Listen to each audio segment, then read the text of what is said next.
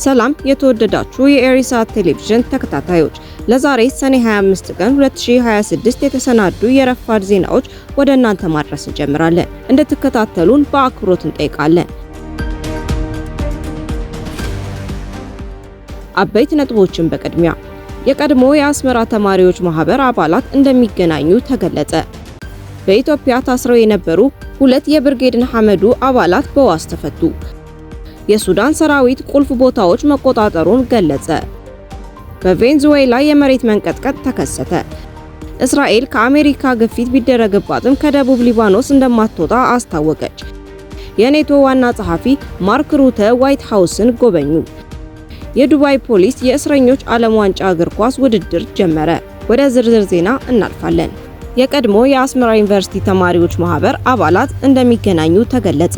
የቀድሞ የአስመራ ዩኒቨርሲቲ ተማሪዎች ማህበር አባላት ዛሬ ሰኔ 25 እና ነገ ሰኔ 26 በአሜሪካ እንደሚሰባሰቡ ከአዘጋጅ ኮሚቴው የሚወጡ መረጃዎች አመልክተዋል።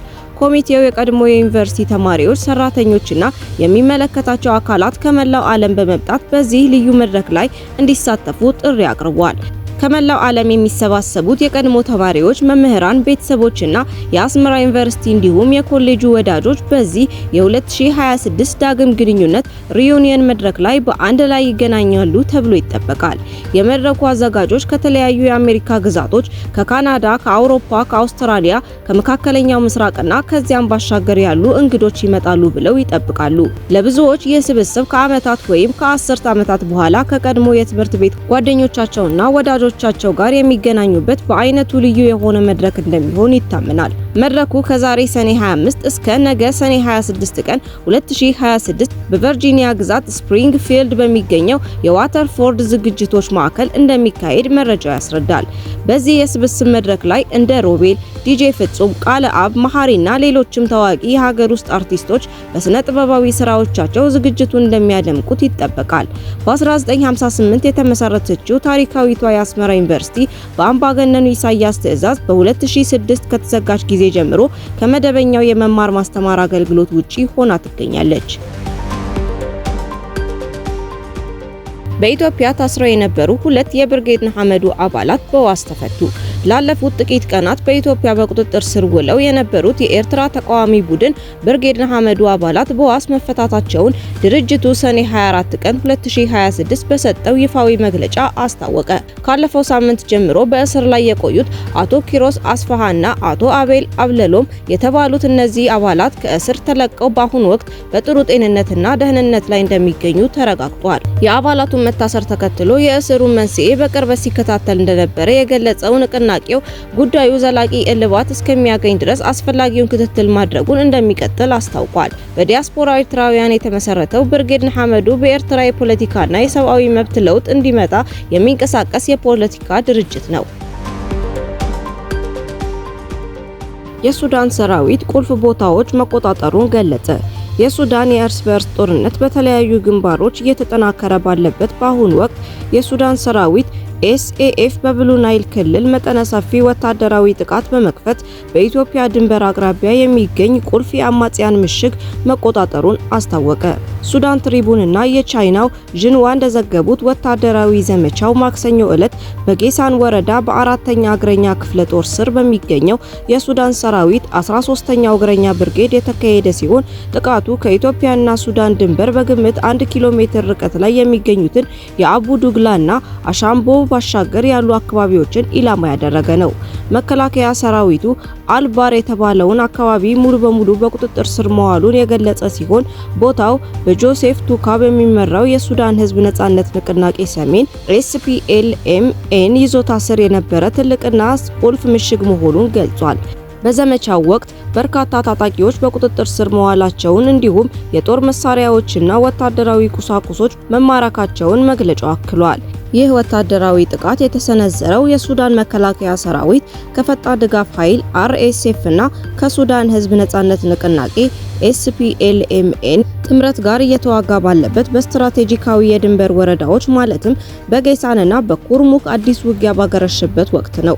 የሱዳን ባለስልጣናት ቀደም ሲል ኢትዮጵያ በብሉ ናይል ክልል ለሚንቀሳቀሰው ለዚህ ጥምረት የሎጂስቲክስ ድጋፍ እያደረገች ነው በሚል የከሰሱ ቢሆንም አዲስ አበባ ግን የቀረበባትን ክስ ውድቅ ማድረጓ ይታወሳል። ሱዳን ትሪቡን የጠቀሳቸው ወታደራዊ ምንጮች እንደገለጹት የመንግስት ጦርና አጋር ክፍሎች እስከ ኢትዮጵያ ድንበር ድረስ ያሉትን አካባቢዎች ሙሉ በሙሉ ከአማጽያን ለማጽዳት የሚያደርጉትን ዘመቻ ይቀጥላሉ። ሰራዊቱ የዚህ ጥቃት ዓላማ አማጽያኑን ወደ ጌሳን የሚያደርጉትን እንቅስቃሴ መግታትና ባለፈው መጋቢት ወር ጀምሮ በፈጣን ድጋፍ ኃይልና በሱዳን ህዝብ ነጻነት ንቅናቄ RSF and SPLMN ጥምረት ቁጥጥር ስር የቆየችውን የስትራቴጂካዊ የድንበር ከተማ ኩርሙክን መልሶ መቆጣጠር ነው ብሏል። በሱዳን መከላከያ ሰራዊትና በፈጣን ድጋፍ ኃይል መካከል ሚያዝያ 2023 የተጀመረው የሱዳን ግጭት አራተኛ ዓመቱን የያዘ ሲሆን ውጊያውን አሁን ላይ የተለያዩ የሀገሪቱ ክልሎች እየተስፋፋ መጥቷል። በሌላ በኩል የሱዳን መከላከያ ሰራዊት በሰሜን ዳርፉር ግዛት በአልት ዋይሻ በስተሰሜን ጠላት ያላትን ድሮን መጥቶ መጣሉን የገለጸ ሲሆን ይህም በሁለቱ ተፋላሚ ወገኖች መካከል ድሮንን መጠቀም እየጨመረ መምጣቱን ያሳያል። ይህ በእንዲህ እንዳለ በብሉ ናይል በዳርፉርና በኮርዶፋን ክልሎች ያገረሻው አዲስ ውጊያ ተጨማሪ የሲቪሎችን መፈናቀልና የከፋ የሰብአዊ ቀውስ ያስከትላል የሚል ስጋት ያስከተለ ሲሆን በተለይም በሰሜን ዳርፉር ያለው የሰብአዊ መብት ስጋት በከፍተኛ ሁኔታ እየጨመረ መጥቷል። በቅርብ ወራት ውስጥ በሱዳን ብሉ ናይል ግዛት ውስጥ ውጊያ እየተጠናከረ ሲሆን አካባቢው ኢትዮጵያ ከደቡብ ሱዳን ጋር በሚያዋስን ድንበር ላይ የሚገኝና ስትራቴጂካዊ ጠቀሜታ ያለው ቦታ በመሆኑ በእርስ በእርስ ጦርነቱ ውስጥ ቁልፍ ግንባር ሆኗል።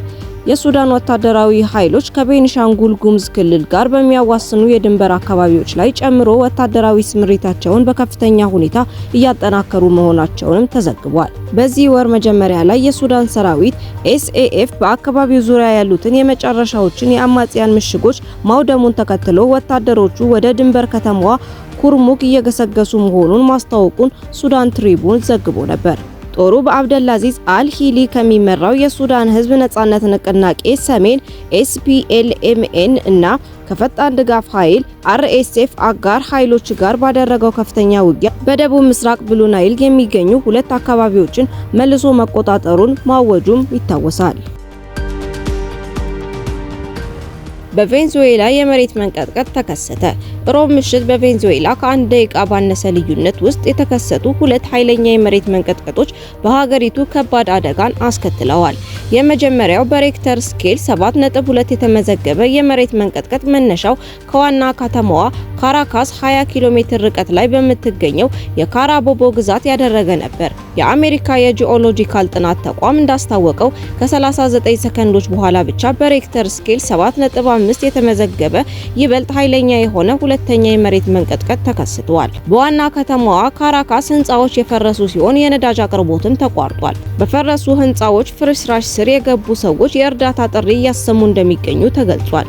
እስካሁን የደረሰው ጉዳት መጠንም ሆነ የሟቾች ቁጥር በውል ባይታወቅም የአሜሪካ የጂኦሎጂካል ጥናት ተቋም እንዳስጠነቀቀው ከሆነ ከ10,000 በላይ ሰዎች የመሞት 44 በመቶ እንዲሁም ከ100,000 በላይ ሰዎች የመሞት 30 በመቶ እድል አለ።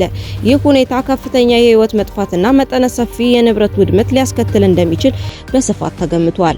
አደጋው ተከትሎ የሀገሪቱ የሀገር ውስጥ ጉዳይ ሚኒስቴር ነዋሪዎች መኖሪያ ቤታቸውን ለቀው ወደ ደህንነቱ የተጠበቀ ስፍራ እንዲወጡ አሳስበዋል። ክስተቱን በተመለከተ የአይን እማኝቷን የሰጠችው ጋዜጠኛ ሙንዶ ኒኮል ኮልስተር በህይወቴ አይቼ የማላውቀው እጅግ ኃይለኛ የመሬት መንቀጥቀጥ ነው በማለት ገልጻለች። የመሬት መንቀጥቀጡ ሲጀመር በማዕከላዊ ካራካስ ፓሎስ ግራንዴስ በተባለ አካባቢ በሚገኝ አንድ አፓርታማ 7ኛ ፎቅ ላይ ነበረች። መስኮቶች ሲንቀጠቀጡ ስታይ ራሷን ለመከላከል በዋናው በርና ጠንካራ ነው ብላ ባሰበችው የድንጋይ ግድግዳ መካከል መደበቋን ተናግራለች። ጎረቤቶች ሁሉም ሰው ወደ መንገድ እንዲወርድ ሲጮህ እስክትሰማ ድረስ እዛው መቆየቷን ያስታወሰችው ጋዜጠኛዋ ህንጻው በላይ ላይ የሚፈርስ መስሎኝ ነበር ስትል የነበረውን አስፈሪ ሁኔታ አስረድታለች። እስራኤል ከአሜሪካ ግፊት ቢደረግባትም ከደቡብ ሊባኖስ እንደማትወጣ አስታወቀች። የእስራኤል መከላከያ ሚኒስቴር ካትዝ ትናንት ረቡዕ በቴል አቪቭ በሰጡት መግለጫ የእስራኤል ጦር በደቡብ ሊባኖስ የተቆጣጠረውን ይዞታ ለቆ እንደማይወጣ በይፋ አስታውቋል። ሚኒስቴሩ ሲናገሩም ዩናይትድ ስቴትስ ጦሯን እንድታስወጣ ብትጠየቅም እንኳን እስራኤል በሊባኖስ የመሰረተችውን የደህንነት ቀጠና በፍጹም አትለቅም ብለዋል። ይህ መግለጫ እስራኤል ከዋነኛ አጋሯ አሜሪካ ሊመጣ የሚችለውን ዲፕሎማሲያዊ ጫና ለመቋቋም መዘጋጀቷን የሚያሳይ ሲሆን ጉዳዩን የዲዮት አህሮኖት የተሰኘው የእስራኤል ጋዜጣ መዘገቡን ከአልጀዚራ ያገኘነው መረጃ ያመለክታል። የኔቶ ዋና ጸሐፊ ማርክ ሩተ ዋይት ሃውስን ጎበኙ። ፕሬዝዳንት ትራምፕ በኔቶ አጋሮች ጠንካራ ቅሬታ ያላቸው ሲሆኑ በሚቀጥለው ወር የሚካሄደውን የሰሜን አትላንቲክ ጦር ቃል ኪዳን ድርጅት ኔቶ ጉባኤ አስመልክቶ የድርጅቱ ዋና ጸሐፊ ማርክ ሩተ በዋይት ሃውስ ተገኝተው ከፕሬዝዳንት ዶናልድ ትራምፕ ጋር ተወያይተዋል። ይህ ጉብኝት የተካሄደው ፕሬዝዳንት ትራምፕ በኔቶ አባል ሀገራት ላይ ያላቸውን ከፍተኛ ትችት በገለጹበት ወቅት ነው።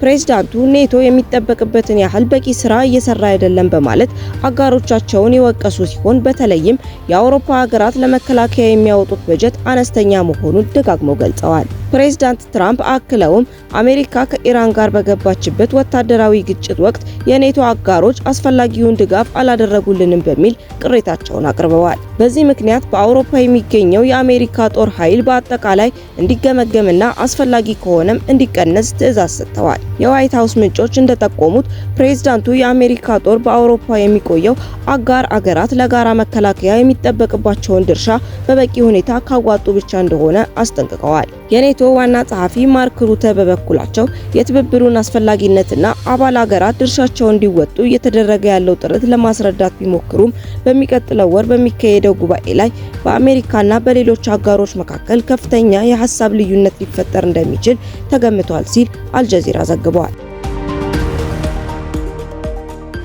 የዱባይ ፖሊስ የእስረኞች ዓለም ዋንጫ እግር ኳስ ውድድር ጀመረ። የዱባይ ፖሊስ በቅጣትና ማረሚያ ተቋማት ውስጥ የሚገኙ እስረኞች የሚሳተፉበት የዓለም ዋንጫ ቅርጽ ያለው የእግር ኳስ ውድድር ማስጀመሩን አስታወቀ። ይህ ውድድር የተጀመረው በአሜሪካ፣ ካናዳና ሜክሲኮ የጋራ አዘጋጅነት እየተከናወነ ካለው የፊፋ ዓለም ዋንጫ ጋር እንዲገጣጠም በማሰብ ነው። በዱባይ የቅጣትና ማረሚያ ቤቶች አስተዳደር አስተባባሪነት በተጀመረው በዚህ ውድድር ላይ 48 ቡድኖች ተሳታፊ የሆኑ ሲሆን በ12 ምድብ ተከፋፍለው ግጥሚያቸውን እያከናወኑ ይገኛሉ። ውድድሩ የእስረኞችን ተሳትፎ ማገገምና አዎንታዊ ሚና ለማጉላት ውጥን እንዳለው አስተዳደሩ አስረድቷል። ይህ የእስረኞች ዓለም ዋንጫ ትናንት በተጀመረበት ወቅት ከፍተኛ የፖሊስና የማረሚያ ቤት አስተዳደር ባለስልጣናት ተገኝተዋል። በዚህ ውድድር ላይ የሚሳተፉ 48 እስረኞች ብሔራዊ ቡድኖች ዜግነት ግን እስካሁን አልተገለጸም። ውድ የኢሳት ቴሌቪዥን ተከታታዮች ለዛሬ ረፋድ የተሰናዱ ዜናዎቻችንን አበቃን። በቀጣይ እስከምንገናኝ መልካሙን ሁሉ ተመኘን። ሰላም።